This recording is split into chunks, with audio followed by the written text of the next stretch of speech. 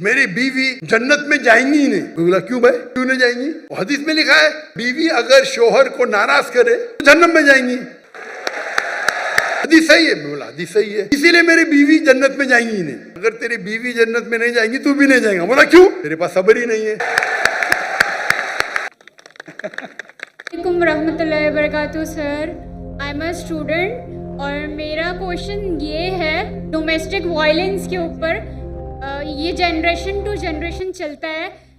अगर ये पेरेंट्स के दरमियान बहुत ज़्यादा क्लैशेस है और मतलब इसमें बच्चों का क्या किरदार बनता है कि वो कैसे हैंडल करें उस सिचुएशन को, और हमारे पाकिस्तान में ये बहुत ज़्यादा बढ़ता जा रहा है और हमारा क्या हुक्म बनता है कि हम इस पर कैसे अमल करें और कैसे हम इस्लाम से रिलेटेड जो भी है उस पर अमल कर सकें। जज़ाकल्लाह। इनका सवाल है कि पाकिस्तान में डोमेस्टिक वायलेंस काफ़ी ज़्यादा है और कल भी कई ख़वातीन ने कहा, तो बच्चों का क्या इसमें रोल है, क्या किरदार है, हमें क्या करना चाहिए?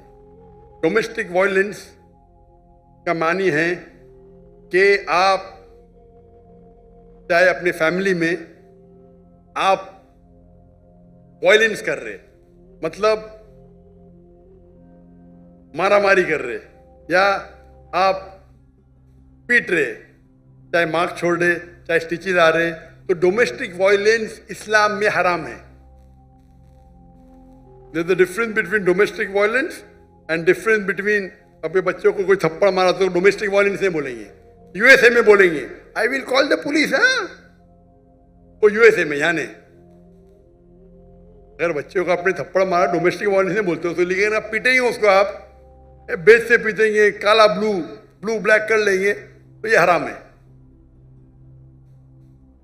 और अल्लाह के रसूल की हदीस भी है जो खातून ने पूछी थी पहले, ये कैन वी बीट, तो ज़रा बाकी मानी मैंने कहा था, मीनिंग बीट लाइटली। तो अल्लाह के रसूल की हदीस है कि आप फेस पे नहीं मार सकते, आप मारेंगे तो कभी उस पर मार्क नहीं छोड़ सकते। ये दरबा की मानी है, लाइक विद अ मिसवाक। तो domestic violence where there is torture, it's totally हराम। बच्चों का क्या रोल है? पहला रोल ये कि आपके पास काउंसलिंग होना चाहिए, काउंसलिंग सेशन होना चाहिए।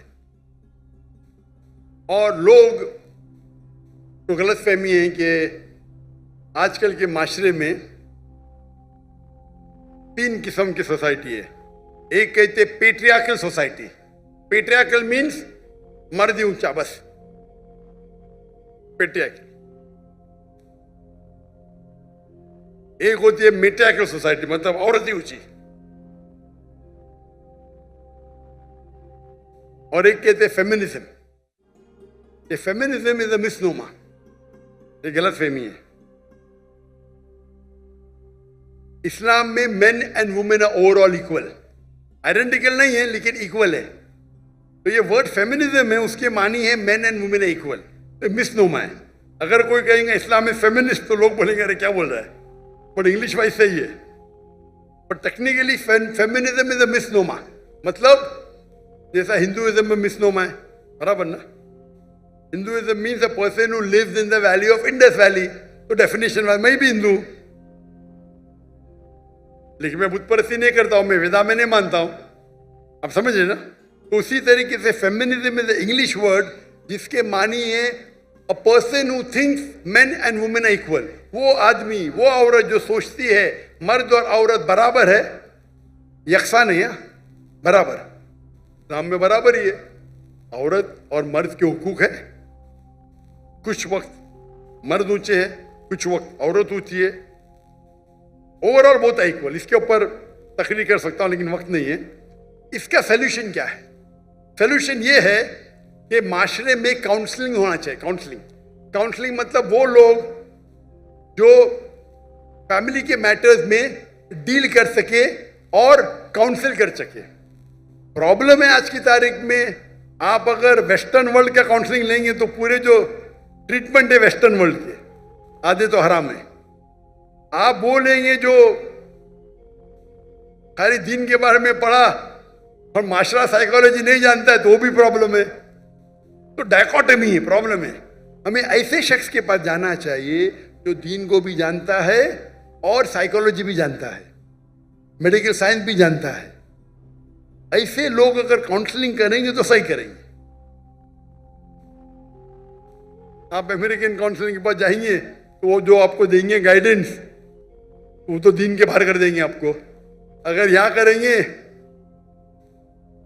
जैसे कि बोला ना उसको, तकवा तकवा करो, नहीं तो आपके पास तकवा नहीं इसलिए आप लाचार है, आप अपाय देखेंगे तकवा नहीं है, ये भी प्रॉब्लम है। तो हम हमारे माशरे में ऐसे लोग को तैयार करना चाहिए।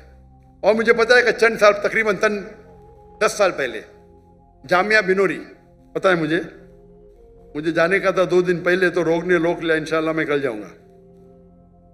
जामिया बिनोरी के अंदर मुझे पता चला कि वहां मीडिया तालीम दीन की भी होती, दुनिया की भी साथ में, अल्हम्दुलिल्लाह, दीन की भी तालीम, दुनिया की भी तालीम।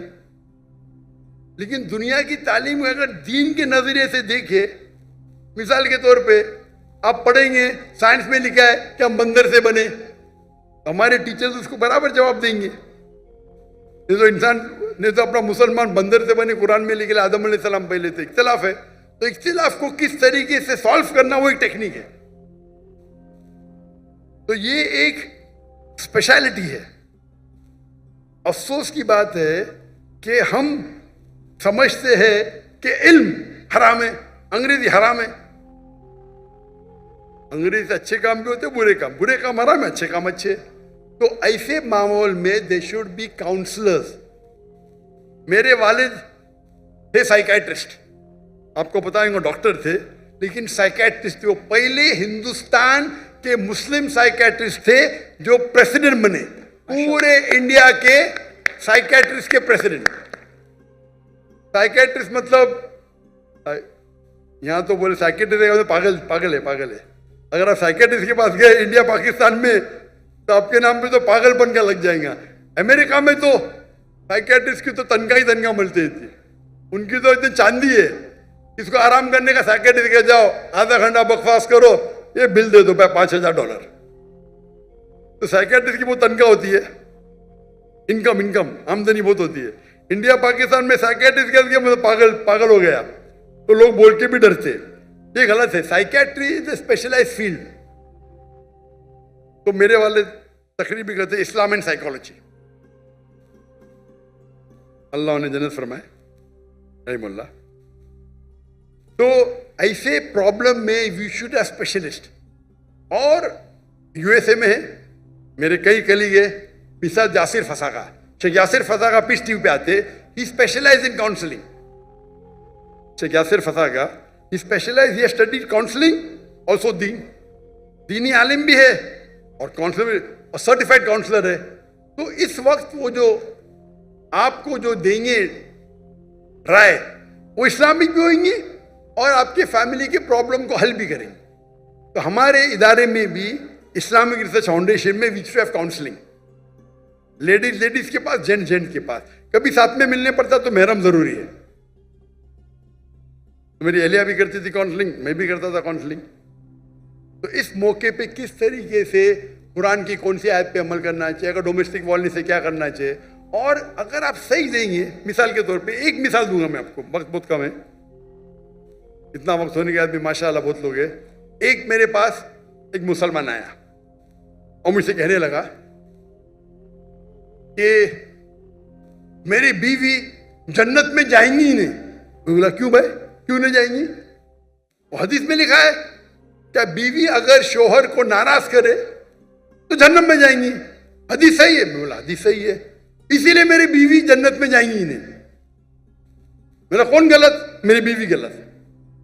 मेरा सुनो, जन्नत मेरी बीवी के बाद में डिस्कस करेंगे।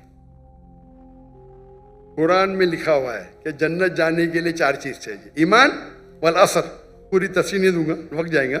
ईमान चाहिए, अमल सालिहात चाहिए, वतवासौ बिल हक वतवासौ बिस सब्र। बराबर? अगर तेरी बीवी जन्नत में नहीं जाएंगी तू भी नहीं जाएगा। बोला क्यों? तेरे पास सब्र ही नहीं है। अगर तेरी बीवी कुछ करती है, तू नाराज होएगा तो फरिश्ते उसको नाराज होंगे ना। तू नाराज क्यों होता है?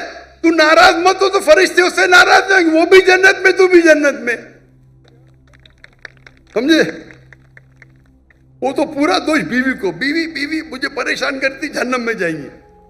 क्योंकि अगर फरिश्ते उसको कोसेंगे, अगर वो शोहर को नाराज करे, बराबर, तू नाराज क्यों होता है? तू अगर नाराज नहीं होगा, तेरी बीवी भी जन्नत में, तू भी जन्नत में। उसके बाद पूरा चेंज हो गया, झगड़े बंद हो गए। छोटी सी आयत, उसने मुझे हदीस कोट की, मैंने कुरान की आयत कोट किया, हदीस सही थी।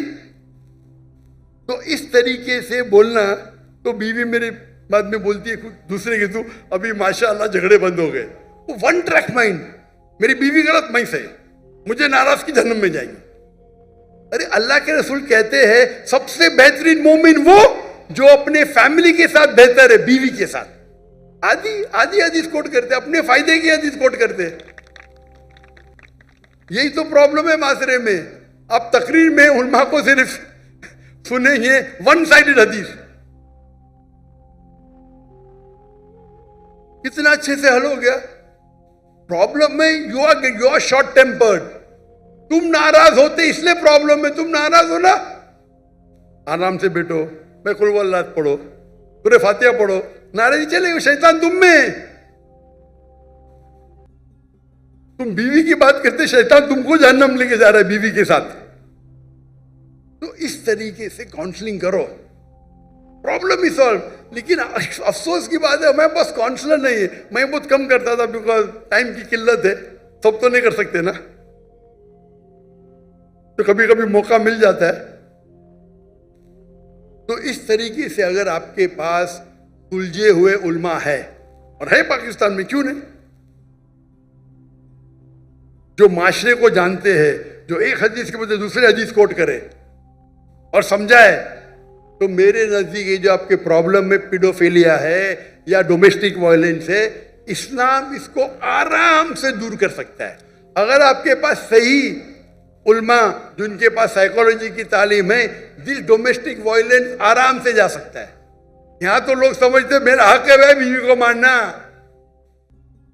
सूरह निसा सूरह नंबर 4 आयत नंबर 35, कव्वामुन अलन निसा, मैं कव्वाम हूं, खलास। और जाके बाहर आके बोलेगा माशाल्लाह सही, क्या मर्द का बच्चा है। औरत पे हाथ उठाता, मर्द का काय का बच्चा है भाई। औरत पे हाथ उठाता, मर्द का बच्चा। कौन मर्द का बच्चा औरत पे हाथ उठाता? तो ये अगर आप जहन खोलेंगे, इस पे लेक्चर होना चाहिए, डोमेस्टिक वायलेंस पे लेक्चर होना चाहिए। अगर पता चले किया तो उसको भान में लेके आके सजा दो उसको ना।